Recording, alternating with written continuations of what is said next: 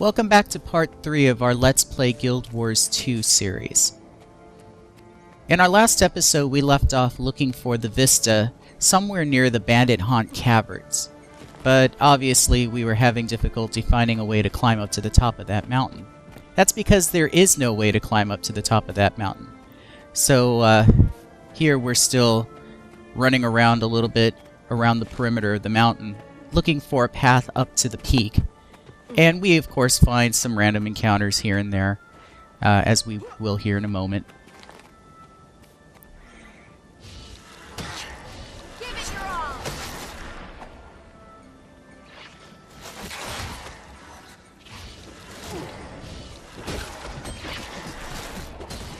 Only I could.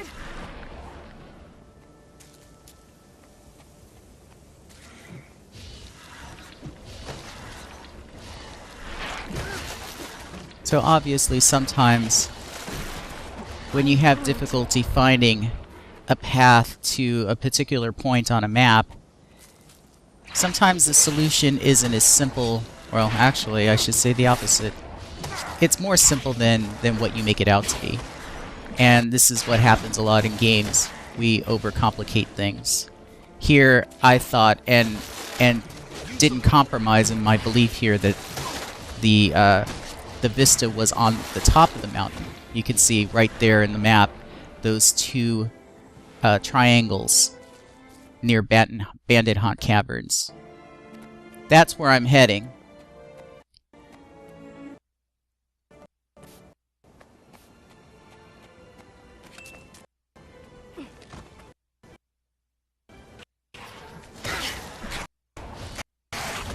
So it seems like we had a little bit of stuttering still. I've been doing a lot of testing on the video capture program that I'm using, and it usually produces a good quality video, but it still has the tendency to stutter and just give some little problems here and there. It's not as bad as the first video where it seemed like it was happening consistently throughout the entire second half of the video.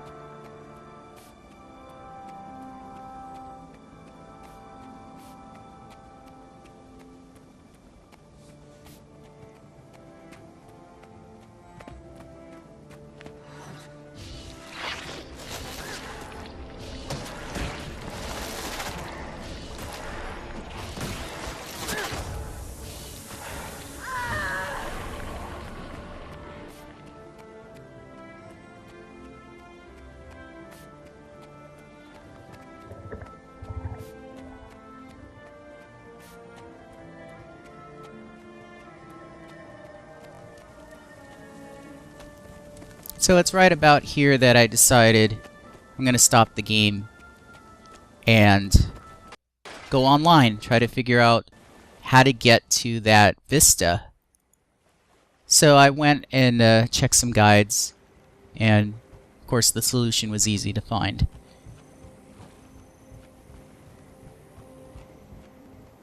So now we've learned a little bit about where this Vista is. Obviously it wasn't over the mountain, it was through the mountain. And in the previous video I think I mentioned something about that there was an entrance to a cave that led to a bandit hideout. And this is something I totally forgot about because of the fact that I hadn't played the game in a few months. And that is the entrance you want to find if you're looking for this Vista. And you can see here, this is another early side quest that you can do to get some experience and some money, helping these farmers with these worms. And actually there are various events that happen here, and they still happen. You could do them, I don't know, it seems indefinitely. And it looked like I got a nice little experience bonus of 331 points. And that 331 points is pretty significant. So even at this stage, I'm still able to do some low-level side quests and benefit greatly from it.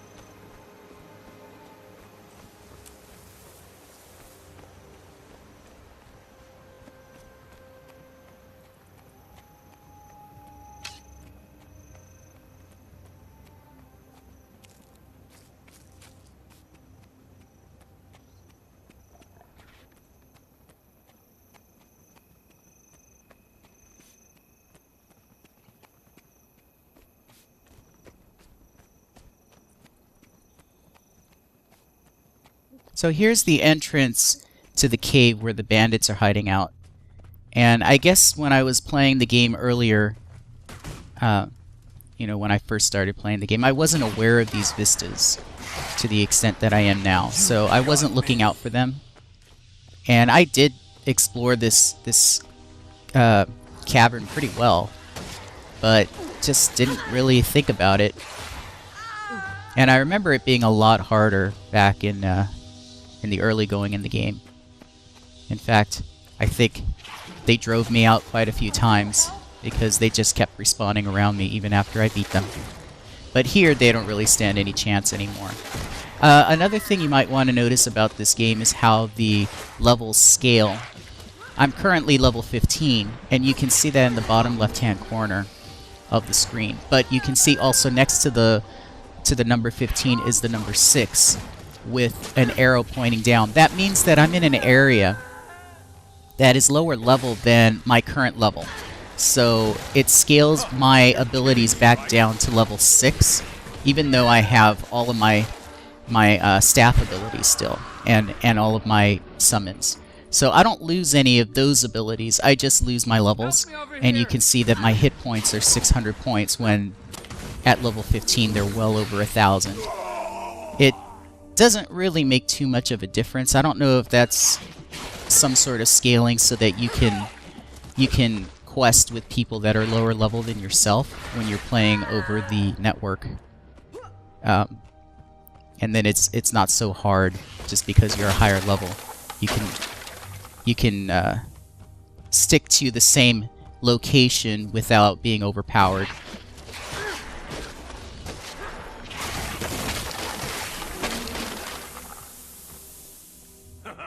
You're kidding, right?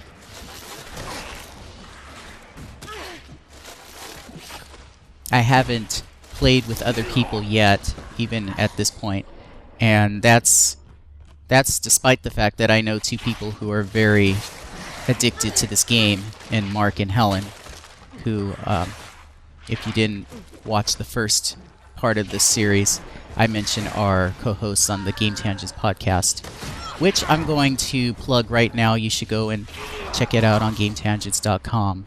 We have a weekly podcast, and we are well into the 70 episode range right now.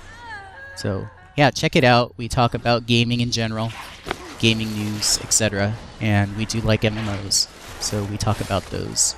And some probably less than familiar games. We like to talk about obscure titles out there. And I don't know, it's fun. It's good conversation. So check it out, GameTangents.com. And you can subscribe to our podcast.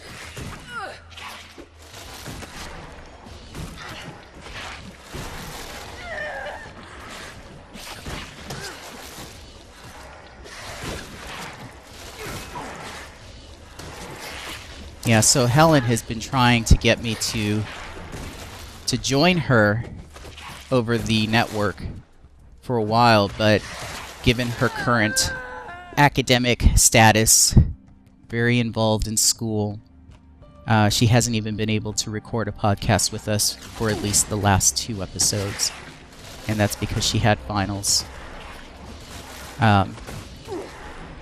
She has maxed out characters in this game, so she's much more of a pro than I am, and would be able to contribute a lot more about the minutiae of the systems and a lot of the details of the, not just the mechanics, but some of the story. The stories are different depending on the character class and the choices that you make when you create your character.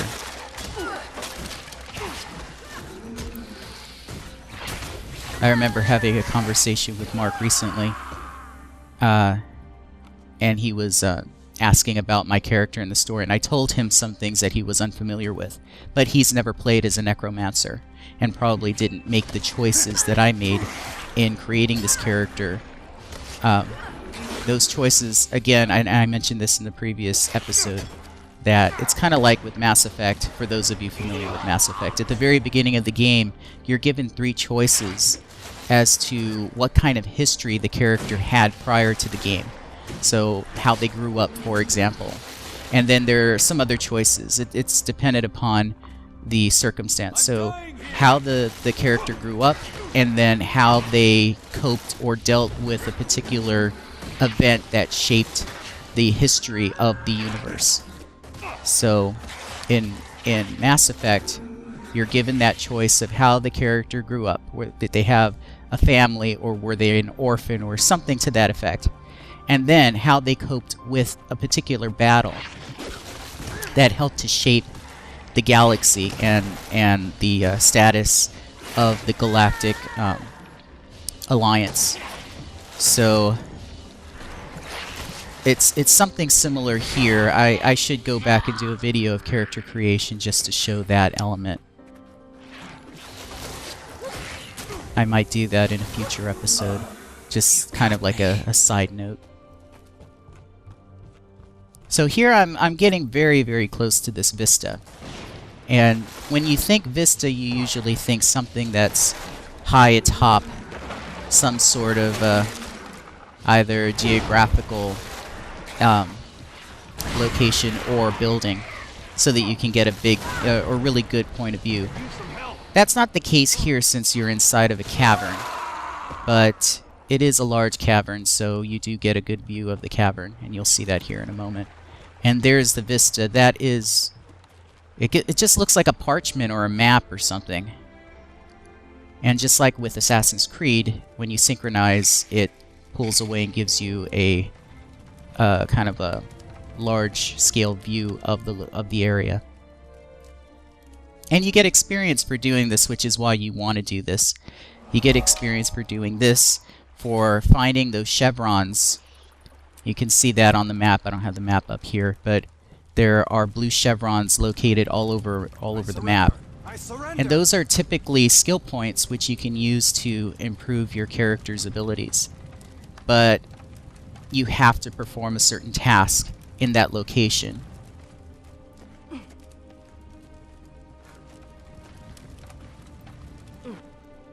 There really isn't anything else of value here. But that is how you find the vista of the Bandithaunt Caverns. I don't think there's very much left here to do other than escape. But escape is not a very difficult thing to do. All these characters are very weak.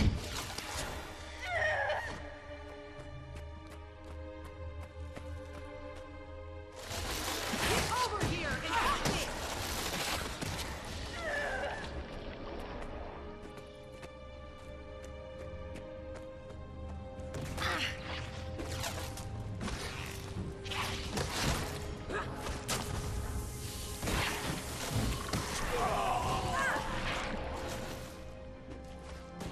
Wrong choice. So I just, as you saw there, I just passed another live player. Go forth. I could go around and help them. I don't know what level that person was. It's your choice whether you want to help people or not. Sometimes the help is appreciated.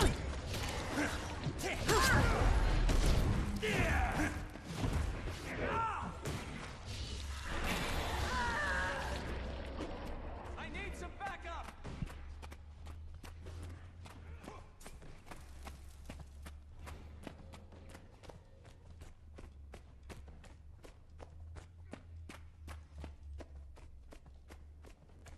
And we're out. So again, that is how you find the vista in the Bandithaunt Caverns. This has been the Game Tangents Let's Play Guild Wars 2 episode or part 3. I keep saying episode, I don't know why. Have you done? And we'll be back with part 4 here pretty shortly. Alright, thanks for watching.